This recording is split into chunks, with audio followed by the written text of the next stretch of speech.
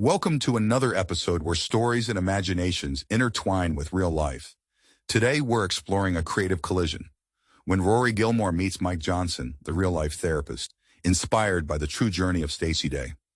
And with me is a special guest who's passionate about blending fiction and reality in powerful ways. Thanks for having me. I'm really excited to talk about this fascinating intersection where a beloved TV character steps right into the shoes of someone living an extraordinary real-world story. So let's set the scene.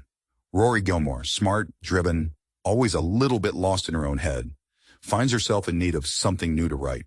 She stumbles across Stacey Day's life, filled with unique challenges, reinventions, and hope. What is it, do you think, that draws Rory to Stacey? I think Rory sees in Stacey this incredible tapestry of resilience and transformation.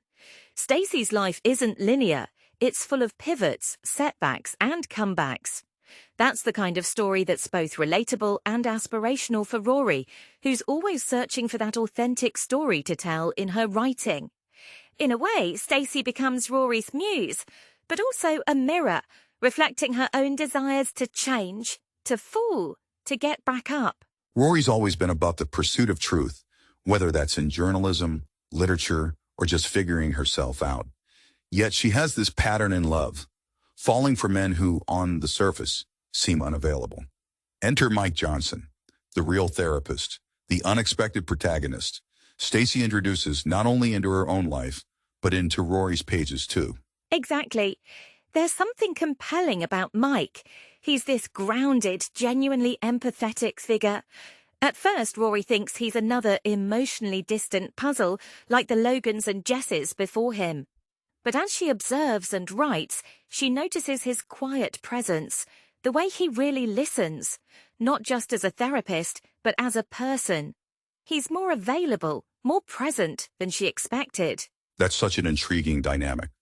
Stacey, writing herself, is chasing purpose and healing, transforming pain into progress. Meanwhile, Rory, inspired by Stacey, is looking for meaning in her own relationships.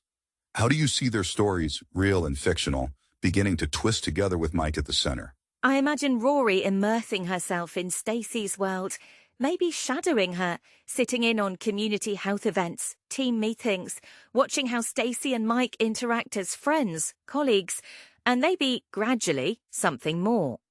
Rory writes about love that's complicated, about women who struggle with boundaries and trauma, and about men who surprise them.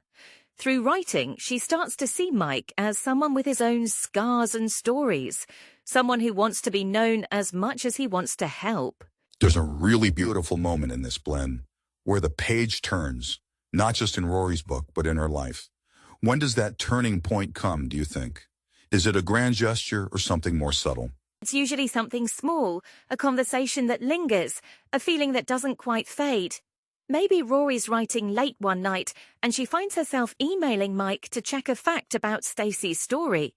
He responds with empathy and insight, more personal than professional. From there, an actual friendship grows. Both carrying their histories, their patterns, and a little uncertainty, they discover that unavailable might just be a story they told themselves. That's so beautifully put. The theme of being unavailable really resonates. Rory's always found herself drawn to people just out of reach. But maybe this time, availability isn't about physical presence, but emotional openness. How does Rory handle falling in love when it challenges the central narrative she's built for herself? It throws her, honestly.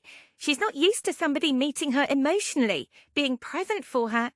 There are starts and stops, moments when she pulls back, unsure if she deserves something real or if it's just another story for her book. But Mike is patient. He models the kind of vulnerability he encourages in his clients, showing her that love isn't always grand declarations. Sometimes it's staying, listening, sharing silence. And as Stacey's real journey continues behind the scenes, growing, healing, moving through new chapters, Rory's book becomes something more than just narrative. It becomes a lifeline. Do you see Rory learning something from Stacey's willingness to reinvent herself even after setbacks? Absolutely. Stacey's story gives Rory permission to be unfinished, to embrace the messy middle, not just the shiny endings. Through observing Stacey, Rory realizes she doesn't have to have it all figured out. She can write her story as she lives it, page by imperfect page. Falling in love with Mike, and with her own life, might just be the bravest chapter yet. I love that. So as Rory writes and lives and falls into this unexpected love, where do you see the story heading? What's next as they turn the next page together? I think the story becomes less about endings and more about ongoing growth. Maybe Rory and Mike don't have all the answers, but together they're willing to ask better questions of themselves, of each other, and of the world. Their love story isn't about being broken or unavailable, but about being found, seen, and written into each other's futures. That's a beautiful vision of change and love. Fiction informing life and life inspiring fiction. Thank you so much for sharing these insights and for carrying Stacey's legacy forward with such heart. Thank you for having me. Here's to new chapters, open hearts, and stories still unwritten. And to all our listeners, remember, sometimes when you turn the page, you find exactly what you didn't know you were looking for. We'll see you next time.